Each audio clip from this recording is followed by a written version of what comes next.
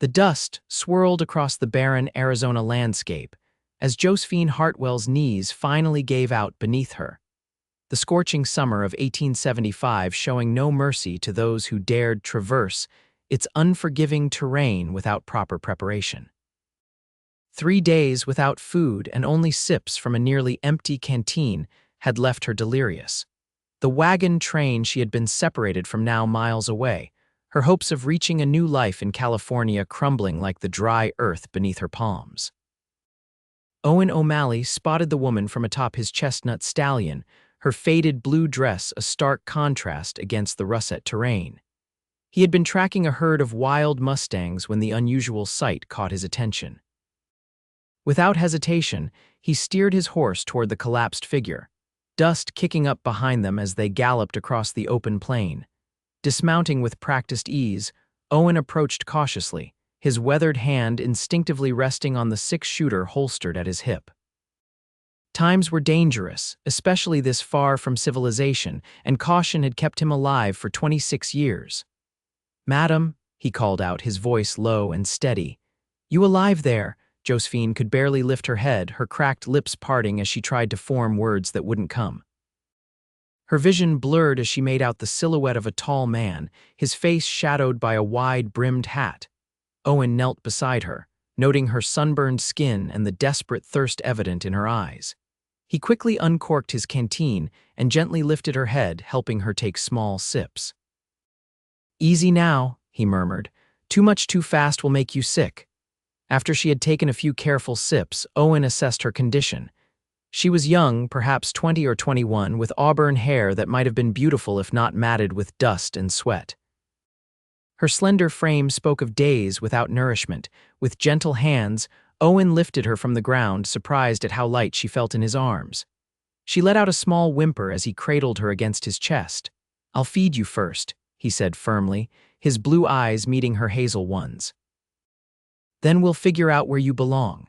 Josephine tried to protest, but exhaustion overcame her, and she slumped against his chest, surrendering to the momentary safety his strong arms provided. Owen carried her to his horse, carefully mounting with her secured in front of him. His ranch was half a day's ride, but he knew of a small creek with shelter nearby where they could rest. He clicked his tongue, urging his horse forward at a steady pace, mindful of his fragile cargo. As they rode, Owen kept a vigilant eye on the horizon. Bandits were common in these parts, and a lone rider with a woman was an easy target. His free hand remained close to his gun, ready to defend them if necessary. The afternoon sun beat down mercilessly as they reached the creek. A small outcropping of rocks provided shade, and Owen carefully dismounted, still cradling Josephine against him. He laid her gently on a patch of soft grass in the shade before tending to his horse. Josephine drifted in and out of consciousness, vaguely aware of being moved and placed somewhere cool. The sound of water nearby was torturous to her parched throat, but she lacked the strength to move toward it. After securing his horse, Owen returned to her side with a dampened handkerchief. He wiped the dust from her face with careful strokes, revealing more of her features. Even in her weakened state, he couldn't help but notice her beauty-high cheekbones, a small straight nose, and long lashes that fluttered against her cheeks. "Miss, can you hear me?" Owen asked, his voice gentler than before. "I'm going to get you some broth going, just rest easy." Josephine managed to open her eyes, focusing on the man above her. "Thank you," she whispered, each word a struggle. "Owen O'Malley," he offered, pulling a small pot from his saddlebag. "I ranch about 20 miles north of here." "Josephine Hartwell," she replied, her voice barely audible. Owen nodded, setting about building a small fire. From his provisions, he produced dried meat and a few vegetables, starting a simple broth that would be easy on her empty stomach. As the pot began to simmer, the aroma filled the air, causing Josephine's stomach to growl audibly. "Won't be long," Owen promised, checking on her periodically as he tended the fire. When the broth was ready, he helped her into a sitting position, her back resting against the rock wall. With patient hands, he held the tin cup to her lips, allowing her small sips. "Slowly now," he cautioned. "Your body needs time to remember what food is." Josephine obeyed, though every instinct screamed at her to gulp down the warm liquid. Each spoonful seemed to breathe life back into her limbs, and gradually her mind began to clear. "I was with the Richardson wagon train," she explained after finishing half the cup. "Headed to California. There was a dust storm 3 days ago. I got separated, tried to find my way back." Owen nodded, understanding dawning in his eyes. "The Richardson train passed through about 4 days ago. They likely continued on, maybe thinking you'd been taken in by another party." Tears welled in Josephine's eyes. "Everything I own was in that wagon. My clothes, my mother's locket, the money for my new start." Her voice broke on the last words. "One problem at a time, Miss Hartwell," Owen said firmly. "First, we get you strong enough to travel, then we figure out what comes next." As evening fell, Owen built up the fire and prepared a simple camp. He offered Josephine his bedroll, insisting he was used to sleeping rough. Too exhausted to argue, she accepted gratefully, watching as he settled himself against his saddle, rifle close at hand. "Why are you helping me?" she asked softly, the question hanging in the cool night air. Owen was silent for a moment, his eyes reflecting the dancing flames. "Out here we help each other, it's how we survive." He paused. "Get some rest, we've got a long ride tomorrow." Morning brought renewed strength to Josephine, though she was still weak. After a breakfast of cornmeal mush and coffee, Owen helped her onto his horse, mounting behind her. The proximity was improper by any social standard, but survival in the West often demanded such compromises. "My ranch isn't much," Owen explained as they rode, "but it's got a roof and walls, which is more than most out here can claim. My housekeeper, Mrs. Finch, will help get you situated until we can figure out your next steps." Josephine nodded, grateful for his kindness yet uncomfortable with her dependency. She had left Philadelphia to escape such reliance on others, to forge her own path far from the expectations of society and her late father's debtors. "I won't impose on your hospitality for long, Mr. O'Malley," she assured him. "Once I've regained my strength, I'll find work and repay your kindness." Owen's chuckle rumbled against her back. "Let's worry about getting you healthy first. Besides, jobs aren't exactly plentiful for women out here unless you're looking to work in a saloon." Josephine stiffened. "I am a school teacher, sir, or I was in Philadelphia. I had arranged for a position in Sacramento." "A school teacher?" Owen sounded impressed. "Well now, that's something this territory could surely use. Most kids around here can barely write their names." The journey to Owen's ranch took most of the day. By mid-afternoon, Josephine could make out a modest homestead nestled against a backdrop of rolling hills. A small house constructed of timber and stone sat alongside a barn and corral.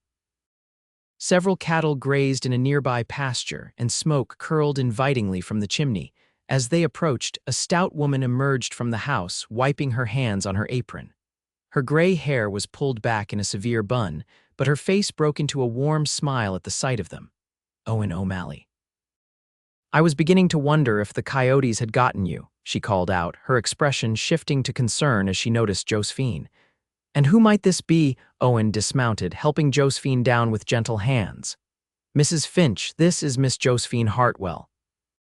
She got separated from her wagon train, found her collapsed out near Coyote Ridge.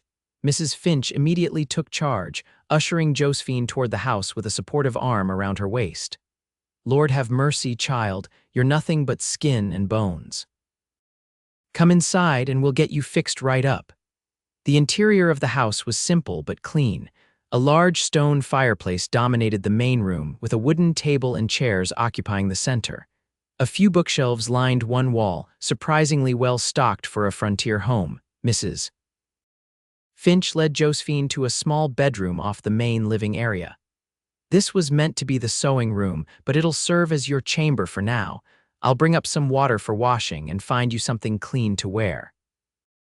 Josephine sank onto the narrow bed, overwhelmed by the sudden turn of events and the kindness of these strangers. "Thank you," she said sincerely. "I don't know what would have happened if Mr. O'Malley hadn't found me." Mrs. Finch's expression softened. "He's a good man, that one. Too long alone, if you ask me, but good to his core." She patted Josephine's hand. "Rest now, we'll talk more over supper." Left alone, Josephine surveyed the small room. A patchwork quilt covered the bed, and curtains made from flour sacks framed the single window. Though humble, It felt like luxury after days in the unforgiving desert. When Mrs. Finch returned with water and a simple cotton dress, Josephine gratefully washed away the dust of her ordeal. The dress was slightly large but clean and whole, unlike her own travel-worn garments. At supper, Owen seemed almost shy, a stark contrast to the confident man who had rescued her. He spoke little, focusing on his food while Mrs. Finch chattered about local happenings and neighbors miles distant. "The Mason boys brought down a deer yesterday," she informed them. "Promised us a haunch for helping with their sick mother last month, and Jenny Peterson's expecting her fourth come winter." Owen nodded at appropriate intervals, occasionally stealing glances at Josephine when he thought she wasn't looking. There was something about her that intrigued him, perhaps her refined manner or the intelligence that shone in her eyes despite her weakened state. After the meal, Owen excused himself to check on the livestock, leaving Josephine with Mrs. Finch. As they washed dishes together, the older woman offered insights about their host. "Owen came out here 10 years ago, just 16 and full of dreams, built this place up from nothing but dust and determination." She handed Josephine a plate to dry. "Lost his folks young, worked cattle drives until he saved enough for his own land. Never seen a man work harder." Josephine absorbed this information, her impression of the quiet cowboy deepening. "He seems very capable." Mrs. Finch smiled knowingly. "Capable, yes. And lonely, though he'd never admit it. This land takes as much as it gives, Miss Hartwell, makes men strong but sometimes hollows them out inside." The days that followed fell into a routine. Josephine regained her strength gradually, helping Mrs. Finch with household tasks as she became able. Owen was often away from dawn until dusk, tending to his cattle and property. When he returned each evening, he would inquire politely about her recovery, seemingly relieved at her progress yet maintaining a respectful distance. A week after her arrival, Josephine ventured out to the porch, breathing in the crisp morning air. She spotted Owen by the corral, working with a young colt. His movements were fluid and confident, speaking a language of gentle commands and firm guidance that the animal seemed to understand. Gathering her courage, Josephine walked toward the corral. Owen looked up as she approached, surprise evident on his face. "Miss Hartwell," he greeted, touching the brim of his hat. "Good to see you up and about." "I wanted to thank you properly," she said, resting her hands on the wooden fence. "For saving my life." Owen shrugged, uncomfortable with the gratitude. "Anyone would have done the same." "But they didn't," she pointed out. "You did." A moment of silence stretched between them, filled with unspoken thoughts and the gentle nickering of the colt. "I've been thinking," Josephine continued, "about what you said regarding schools. Is there truly no teacher for the children in these parts?" Owen shook his head. "Nearest school's in Tucson, 30 miles south. Most families teach what they can at home, which isn't much when parents themselves can barely read." An idea began to form in Josephine's mind. "Perhaps I could help while I'm here, offer lessons to local children, at least in the basics." Owen considered this, his blue eyes studying her with newfound interest. "You do that. It would be a small repayment for your kindness," she replied. "And teaching is my calling. It seems a shame to waste the opportunity." A slow smile spread across Owen's face, transforming his features. "I reckon that could work. The Peterson place has a big front room they use for gatherings sometimes, might serve as a temporary schoolhouse." The prospect of purpose filled Josephine with renewed energy. Over the next few days, she and Owen rode to neighboring ranches and homesteads, introducing her and explaining her offer to teach. The response was overwhelmingly positive, with families eager for their children to receive proper education. 12 students, ranging in age from 6 to 15, arrived at the Peterson homestead the following Monday. Josephine had spent the weekend preparing lessons appropriate to various skill levels, utilizing books from Owen's surprisingly extensive library. "My mother was a reader," he had explained when she commented on his collection. "Made sure I was too before she passed, said a man's mind needs feeding as much as his body." As the weeks passed, Josephine's impromptu school flourished. Children who had never held a slate before were now forming letters and simple words. The older ones tackled arithmetic and geography with enthusiasm, hungry for knowledge previously beyond their reach. Owen often lingered when he brought her to the Peterson place, watching her teach with an expression of quiet admiration.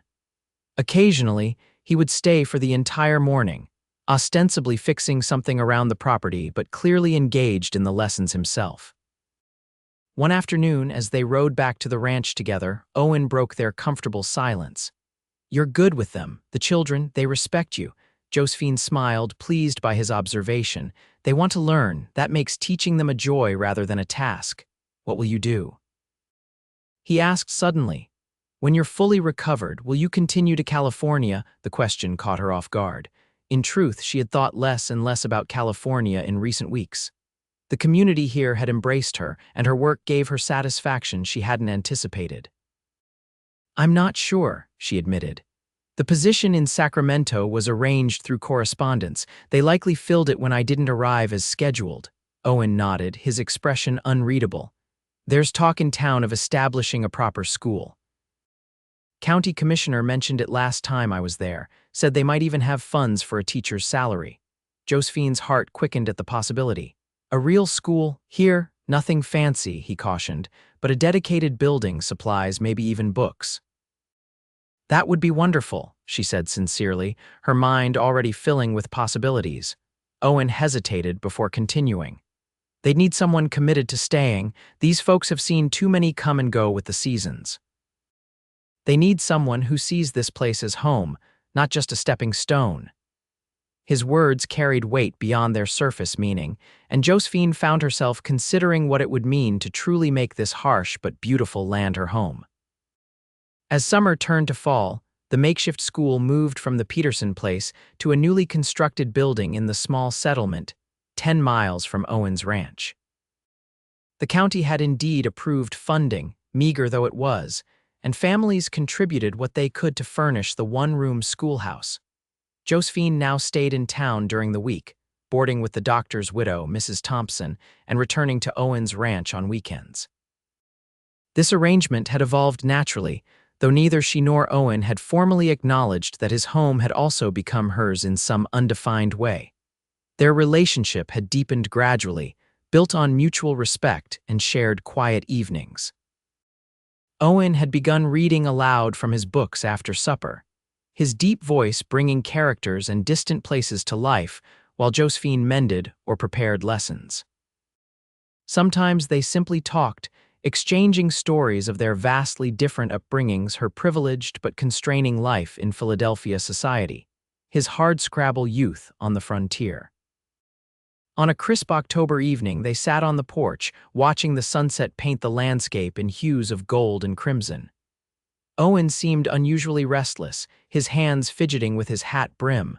"Something troubling you?" Josephine asked, concerned by his uncharacteristic nervousness.